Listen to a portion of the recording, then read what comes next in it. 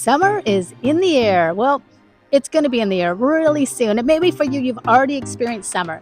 Hi, I'm Nancy Marie Peterson, and I've been on this mothering journey for about 27 years, and I'm excited to share one of the things that I love to do. Now, I don't know how you feel about summers. For me, I'm super excited because as a homeschool mom, I am done with that piece for a couple of months, and I love being able to just release. Some people do year round. I'm not a year round kind of a mama for homeschooling. I do love summer with my kids. So, here's my challenge for you for this summer.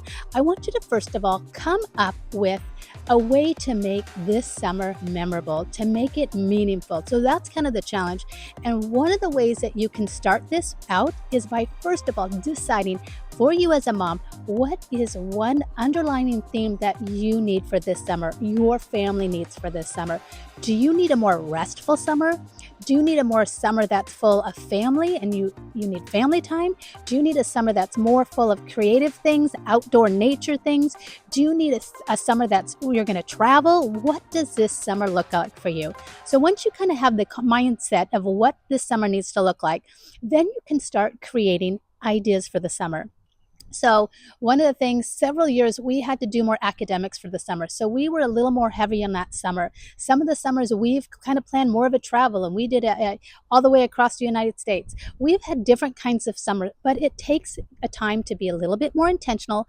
But that intentionality creates memories for your kids, and that's what we want to do. So once you've kind of set up a concept, a theme for your family, the second thing you want to do is sit down with your kids and start brainstorming. What are some of the things that we want to put on our family bucket list? And what are some of the things that we can do this summer? So create a family bucket list and start creating all the things that they want to do. Maybe they want to go to Disneyland. Maybe they want to start learning to hike and they want to do a adventure as a family, whatever it is that they want to do. And then sit down with that list and see what are some of the things that we can do this summer. I have a book it'll be in the description below if you want to get it. It's a family bucket list where you can write this down. Or you know what? You can always just do it on a piece of paper and not even have it fancy. Either way, just create a list. And from that list, then put in what can we do this summer? So what are some of the things that we can incorporate into our summer?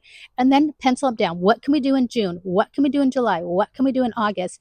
And from those times, then when you hit June, you need to pencil those in. So you can have, okay, this week we're going to go to the zoo. They really wanted to do more hikes. So this week we're going to do on the hike for this week. Or maybe for you want to explore more parks in your city. So every week we're going to hit a new park. Come up with some kind of goals for the summer. What are some adventure goals? What are some educational goals? What are some maybe goals that they can learn, responsibility goals? Maybe they want to learn how to cook, or maybe for them they want to learn how to do art classes, or they want to learn they want to take art classes or cooking classes. Look at some of the things that you can do. Now, this is not about stressing you out as a mom. Like, I know I don't need anything else to add onto my list.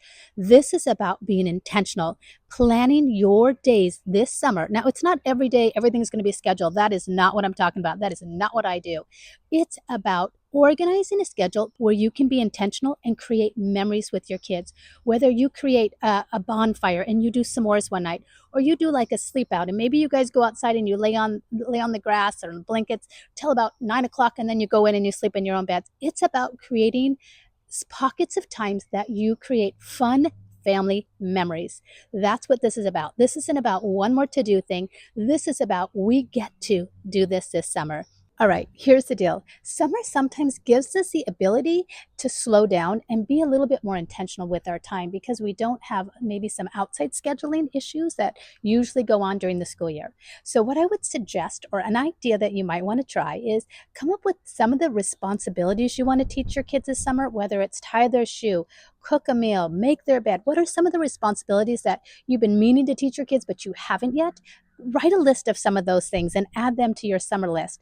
Another idea would be, what are some academic things that maybe you want your kids to do? What are some summer books? So go to the library and brainstorm. Take your kids and come up with a list of books that they want to read this summer. Take this time with your kids to be excited about learning and growing. Is there a new skill they want to learn? Whether it's painting or knitting or cooking or sewing, or is there something that gardening, is there something that they want to do? So come up with a way that you can slow down and do some of the things that maybe you didn't get a chance to do during the school year. Pencil them in for your summertime. Now, not a have to, but this is a time that you can kind of catch up and breathe and take time to have the energy and the time and the mindset to start training your kids some of these things that you've been meaning to do, but you haven't been able to do.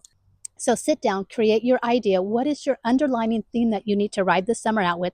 Whether it's relaxing, whether it's educational, whether it's traveling or a family, whatever that is, write that down. Then create a family bucket list. From that family bucket list, pick out the things that you can do this summer and pencil them in each month, and then each month sit down and write out what can you do and when you're going to do it.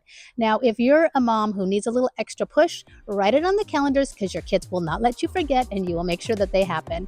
But as always, my heart is to just stay intentional with the kids that God has blessed us with, doing things that will incorporate fun, will incorporate family, will incorporate memories that will last a lifetime for them. So a summer approach is be intentional with your family and create a summer bucket list that you can do this summer. As always, stay intentional, and I will see you next time. Have a great summer.